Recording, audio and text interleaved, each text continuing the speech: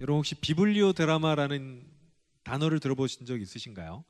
아마 뭐 몇 명은 들어봤을 것 같아요. 청년부에서 몇 년 전, 3년 전에 여름 수련회 때 했었던 것 같아요.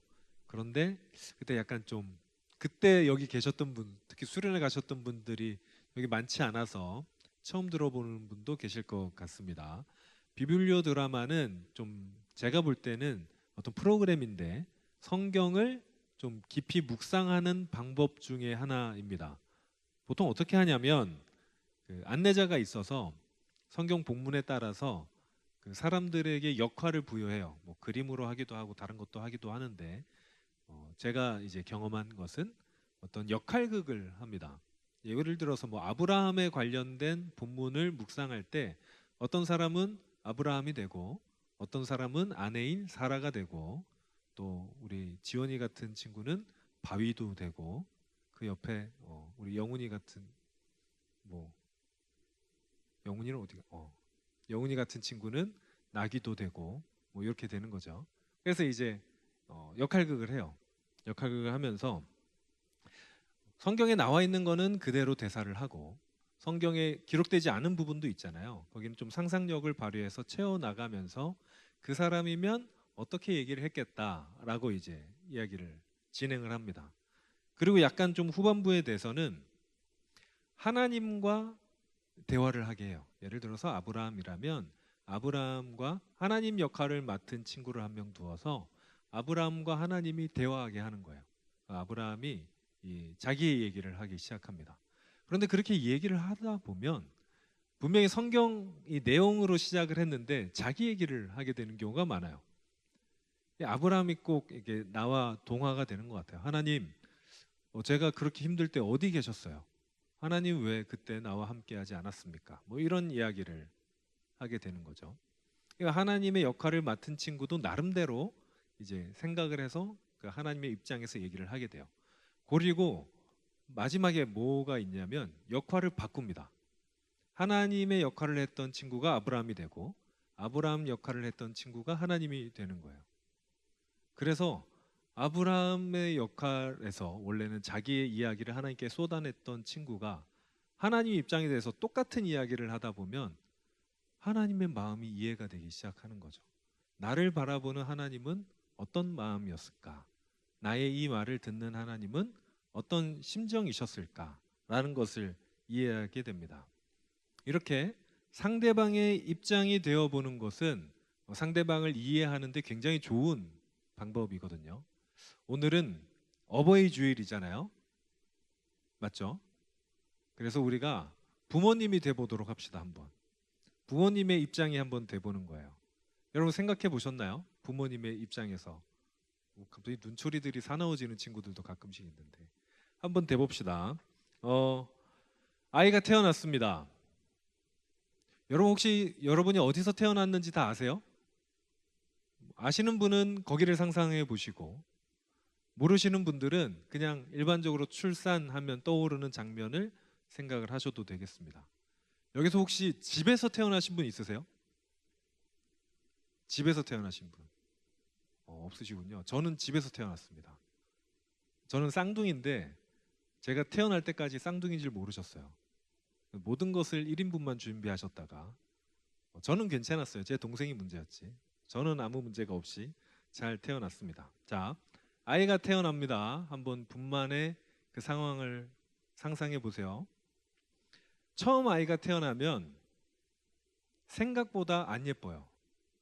왜냐하면 아이는 양수라는 데 있습니다. 그러니까 물 속에 있는 거예요. 피부가 쪼글쪼글하고 생각보다 굉장히 작고 빨갛고 그렇습니다. 그리고 아이는 원래 엄마 뱃속에 양수 속에 있으면 여러분 물 속에 있으면은 좀 이렇게 편안하잖아요.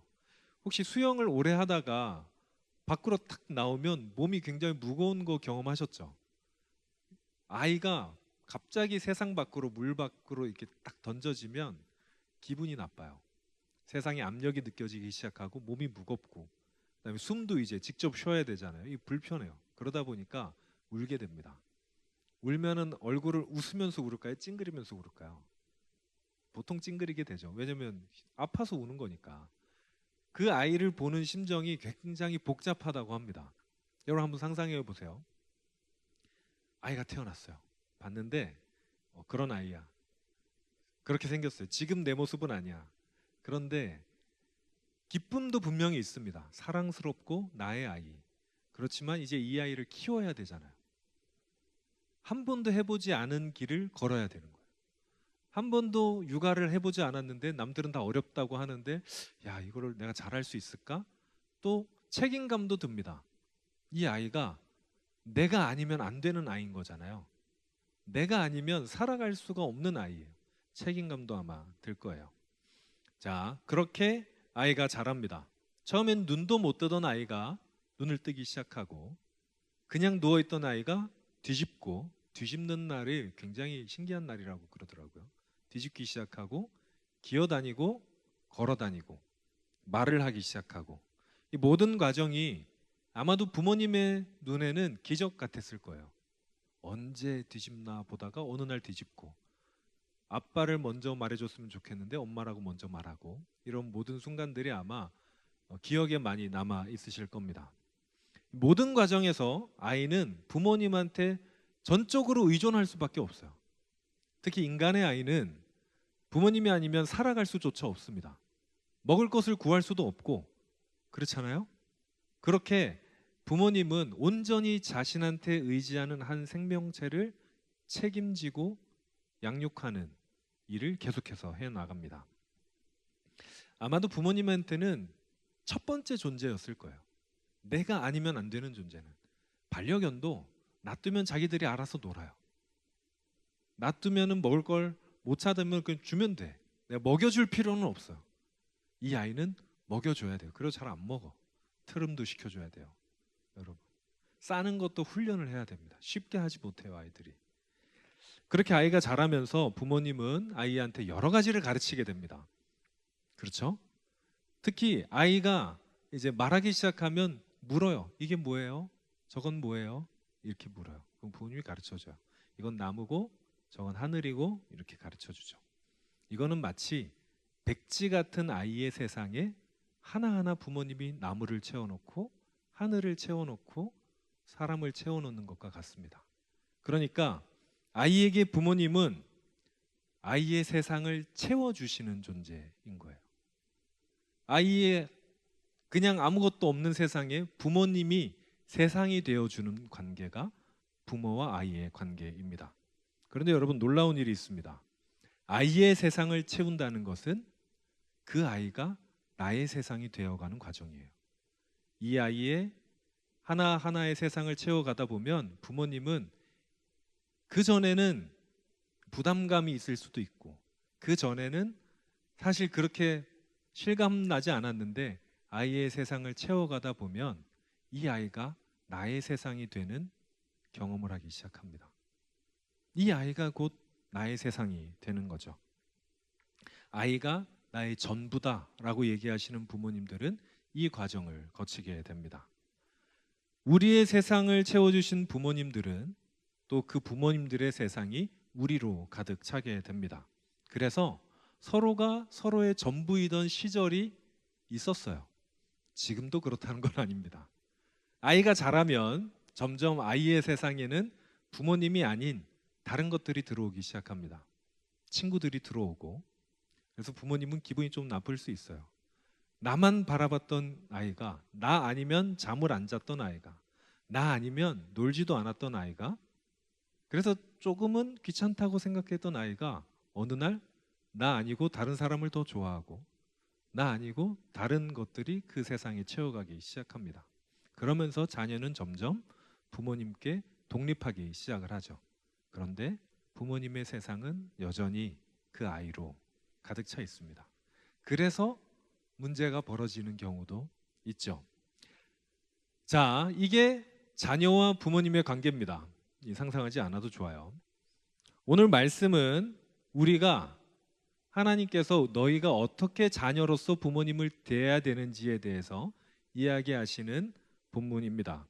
오늘 본문은 에베소서의 후반부에 있는데요. 여러분 혹시 바울 서신이 어떤 식으로 되어 있는지 아세요? 바울 서신은 매번 앞쪽에는 교리에 대한 하나님의 말씀에 대한 어떤 가르침을 주고 뒤쪽에는 그걸 적용해서 어떻게 살아라라는 이야기를 하는데, 오늘 본문은 그리스도인들이 가정에서 어떻게 살아야 되는지를 얘기하면서 자녀들이 부모님들에게 어떻게 해야 되는지에 대해서 이야기해 줍니다. 오늘 본문 1절을 우리 함께 읽겠습니다. 시작. 자녀들아, 주 안에서 너희 부모에게 순종하라. 이것이 옳으니라. 오늘 본문은 1, 2, 3절을 총 합하면 두 가지 명령으로 이루어졌는데, 1절은 첫 번째 명령이 나옵니다. 주 안에서 너희 부모에게 순종하라. 주 안에서라는 말은 주님께 순종하는 범위 안에서 부모님께 순종하라는 의미입니다. 그러니까 부모님의 말을 듣더라도 주님의 뜻 안에서 들어야 된다라는 이야기가 되겠죠. 그래서 뭐 교회 다니지 말아라, 뭐 이런 이야기는 빼고 그 주님의 뜻 안에서는 부모님께 순종해라라는 겁니다. 여기서 순종이란 말이 그냥 부모님이 말하면 무조건 따르라라는 이야기는 아니에요. 원어적으로 보면 듣다라는 단어입니다. 부모님의 말씀을 잘 듣다, 들어라라는 이야기예요. 그러니까 쉽게 말하면 주님의 뜻을 거스리지 않는 한도 안에서 너희 부모님에게 잘 듣는 자녀가 되어라. 태도를 말하는데요. 이 듣는 것은 순종적인 자녀가 되어라 라고 이야기를 하는 겁니다. 그리고 바울이 이렇게 권면한 이유에 대해서 뭐라고 얘기하냐면 밑에 그것이 옳기 때문이다 라고 얘기해요. 옳기 때문에 부모님께 순종해야 된대요. 여기서 옳다는 것은 하나님의 뜻에 알맞다는 의미도 포함되어 있지만, 아마도 바울의 편지를 받던 사람들은 이거를 들으면서 십계명을 떠올렸을 것 같습니다. 십계명이 출애굽기 20장 12절에 있는데 제 5계명이죠. 여러분 혹시 십계명 외우십니까? 나중에 시험을 한번 보면은 여기서 통과하는 사람이 몇 명 있을까 잘 모르겠지만, 다섯 번째 계명이 이겁니다. 내 부모를 공경하라. 그리하면 하나님 여호와가 내게 준 땅에서 내 생명이 길리라. 이게 다섯 번째 계명이에요. 여러분 십계명은 하나님께서 직접 써주신 계명입니다. 성경에 그런 게 십계명밖에 없어요. 나머지는 모세가 듣고 썼거나 혹은 성경의 기자들이 듣고 쓴 말씀인데, 십계명은 하나님이 직접 써주신 계명입니다. 그래서 하나님의 뜻을 직접적으로 가장 잘 알 수 있는 게 십계명이라고 합니다. 그러면 이 십계명에서 이야기를 하실 때 부모님에게 공경해라, 이 공경이라는 말은 어원을 따지면 무겁게 중하게 여겨라 라는 의미거든요. 부모님을 중요하게 여겨라. 그리하면 장수할 것이다 라고 이야기합니다. 이 약속 있는 첫 계명이에요. 다른 계명에는 이 약속이 없습니다. 다른 계명은 살인하지 마라, 간음하지 말아라, 도적질하지 말아라 이렇게 돼 있거든요. 그런데 이 계명은 부모를 공경하라, 그러면 장수할 것이다 라고 약속이 있는 거예요. 그래서 오늘 본문 다음 구절로 이어집니다. 오늘 본문 2절과 3절을 우리 같이 읽겠습니다. 시작. 내 아버지와 어머니를 공경하라. 이것은 약속이 있는 첫 계명이니 이로써 내가 잘되고 땅에서 장수하리라. 바울이 1절에서 부모님께 순종해라 라고 권면한 이후에 다시 십계명의 내용을 가지고 와서 부모님을 공경해라. 이게 약속이 있는 첫 계명인데 이 약속을 지키면 너희가 장수할 것이다에 바울은 앞에 하나 더 붙여요. 잘되고를 붙입니다. 자, 여러분 만약에 부모님들이 자녀들한테 뭔가를 꼭 하게 하려고 해요. 우리 교회에서 어린 시절을 보낸 친구들이면 아마 경험했을 수 있는데, 부모님들이 얘야 교회에 와서, 교회 오는 것까지는 괜찮아, 교회 와서 이번에 율동대회 있는데 율동대회 나가거나 성경 암송대회를 나가면, 암송을 잘하면 뒤에 문구거리에서 내가 좀 사줄게, 이런 이야기를 아마 들어본 적이 있을 겁니다. 요즘도 우리 이제 3040 분들, 그 자녀들을 키우는 분들은 저곳을 소돔과 고모라라고 뒤를 돌아보면 안 돼. 너무 비싼 게 많아요. 밖에서 또 골라야 돼요. 저 안쪽으로 들어가서 레고 파는 무슨 왕국 가면은 집는 것마다 너무 비싸. 안 돼. 거기까지 들어가면 입구에서 빨리 고르고 나가야 되는데 또 아이들은 또 다 알죠. 저 안쪽으로 들어가게 됩니다. 자, 여러분 이 약속을 왜 합니까? 아이들에게 장난감을 사주겠다. 그러니까 이걸 할래? 라고 하는 일반적으로 그냥 중요하지 않는 것은 이렇게 약속하지 않아요. 중요하니까 아이가 꼭 했으면 좋겠으니까 이 약속을 합니다. 그러면 여기에서 중요한 게 장난감을 사주는 게 중요합니까? 아니면 너희가 이것을 할래랄 이 약속의 내용이 중요합니까? 약속의 내용이 더 중요해요. 장난감이 됐든 그것이 혹은 뭐 나중에 어디를 키즈 카페를 가기로 했던 그 약속은 다른 거여도 좋아요. 십계명 당시에 사람들에게 가장 중요한 것은 오래 사는 것이었습니다. 장수의 복이 가장 귀한 복이었어요. 그래서 그 이후에 바울의 때에는 바울이 하나를 앞에 더 붙여요. 잘되고를 붙입니다. 바울이 하나님의 말씀을 자의로 뭐 이렇게 왜곡했다라기보다는 그것이 그 시대에 더 알맞는 이야기이기 때문이었을 겁니다. 지금 시절에는 어떤 약속이 있을지는 잘 모르겠어요. 하지만 중요한 것은 이 약속이 아니라 요 앞에 있는 거예요. 부모에게 순종하라가 다른 어떤 특히 십계명은 앞에 네 계명은 하나님과 인간의 관계고 다섯 번째 계명부터 열 번째 계명까지는 인간 사이에서의 계명인데 인간 사이의 계명 중에 유일하게 약속이 있는 계명이니만큼 이게 가장 중요하다라고 생각을 하셨다는 것을 우리가 알게 됩니다. 하나님은 부모님에게 공경하고 순종하는 것, 다시 말하면 부모님의 말씀을 중하게 듣는 것, 부모님의 말을 무시하지 않고 정말 귀하게 듣는 것을 이만큼 중요하게 생각하셨다는 이야기입니다. 여러분, 부모님의 말씀을 귀하게, 중하게 듣고 있습니까? 아니면 그렇지 못하고 있습니까? 하나님께서 우리에게 부모님께 그렇게 하라라고 이야기하십니다. 왜 하나님은 이렇게 이것을 중요하게 여기셨을까요?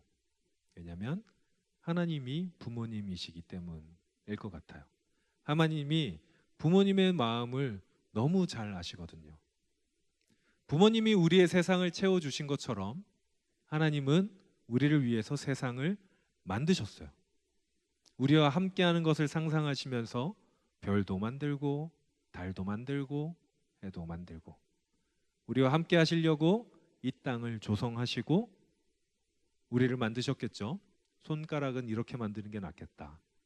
제 눈은 좀 크게 만들어 주셨으면 좋았을 걸. 아무튼 저는 근데 그런 상상을 한번 해봤어요. 제가 눈이 더 커지면 이상할 것 같아. 그냥 이게 제일 자연스러운 것이라고 생각을 합니다. 하나님께서 이렇게 우리를 만드실 때 하나님은 한계가 없으신 분이시기 때문에 한 명 한 명에게 각자 최선을 다한 사랑을 주셨을 겁니다. 그리고 어렸을 때부터 지금까지 우리를 지켜보고 계셨겠죠. 그리고 우리를 위해서 우리와 함께하기 위해서 만드신 이 세상에서 우리가 사람들과 자라나가는 것을 지켜보셨을 겁니다. 그리고 이런 말이 있죠. 하나님은 직접 인간과 함께하기 어렵기 때문에 그러지 않으시기 때문에 부모님을 내려 보내주셨다. 부모님을 통해서 우리는 사랑하는 방법을 배우게 됩니다.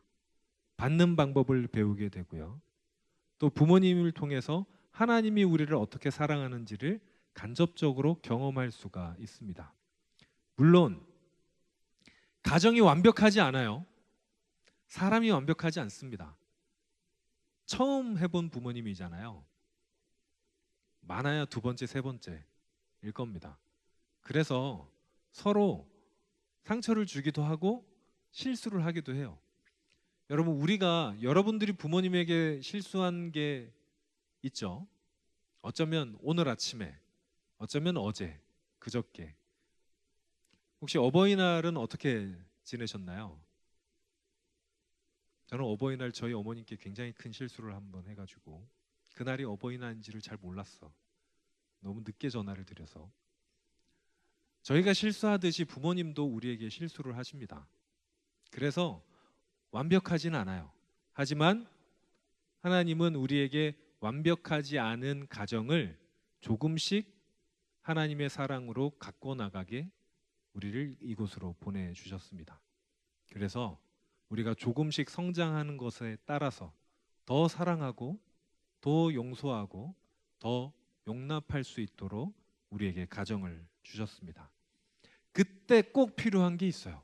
상대방을 소중히 여기는 것. 부모님이 우리를 소중히 여기는 것처럼 여러분도 부모님을 소중히 여기시기를 바랍니다. 그게 하나님의 뜻이에요. 하나님이 그것을 너무 소중하고 중요하게 생각하신대요. 우리와 부모님의 관계. 여러분, 오늘 말씀에서 얘기하는 것은 부모님에 대한 태도입니다. 우리의 태도가 말씀이 순종하라 했으니까 무조건 따라야 돼. 나는 이 일을 하고 싶은데 부모님이 하지 말라 그러니까 이건 안 해야 되는 거야. 이런 이야기가 아니라 우리가 부모님을 얼마나 소중히 여기는가에 대한 태도의 문제입니다. 하나님은 우리에게 부모님을 소중히 여겨라 라고 가르치십니다. 그 가르침에 네 하나님이라고 응답하는 여러분 되시길 바랍니다. 우리는 말씀을 통해서 태도를 배웁니다. 그리고 하나님을 통해서 하나님의 마음을 배웁니다. 그리고 우리가 그 변화된 마음을 통해서 가정이 바뀔 겁니다. 하나님의 말씀은 늘 변화를 목적으로 해요. 하나님이 우리에게 하시는 말씀은 그냥 하시는 말씀이 아니라 우리가 어떤 식으로 변화되기를 원하시며 이야기하십니다. 그래서 오늘 잠깐 우리가 기도하려고 해요. 조용히 기도하려고 합니다. 반주를 안 해주셔도 돼요. 네, 오늘은 반주를 안 해주셔도 됩니다. 침묵으로 할 거예요. 침묵으로 하는데 눈을 감고 이거 하나는 여러분이 생각을 하셔야 됩니다. 지금 여러분 안에 하나님이 계신다. 하나님이 여러분과 함께하고 계신다. 그래서 여러분 뭐라고 기도하지 않으셔도 좋습니다. 말하지 않아도 좋아요. 다만 하나님의 이름을 부르면서 하나님, 내가 부모님께 어떻게 나아가야 되는지, 내가 부모님과 어떤 관계로 되어야 되는지 알게 해달라고. 그래서 부모님의 마음, 부모님을 더욱 사랑할 수 있는 마음 주시고 그것을 통해서 하나님의 마음을 더욱 깊이 알게 되는 내가 되게 해달라고 좀 기도할 거예요. 침묵으로 기도할 텐데 눈을 조용히 감고 가슴에 손을 올리고 기도할 때 혹시 다른 생각이 들면 하나님을 한번 부르세요. 그리고 또 다른 생각이 들면 하나님을 한번 부르십시오. 그러면서 이 시간 하나님의 마음을 나에게 주시기를 같이 기도합시다. 잠깐 침묵으로 제가 긴 시간은 못 드리고 한 3, 4분 정도 드릴 텐데 같이 기도할게요. 기도하겠습니다.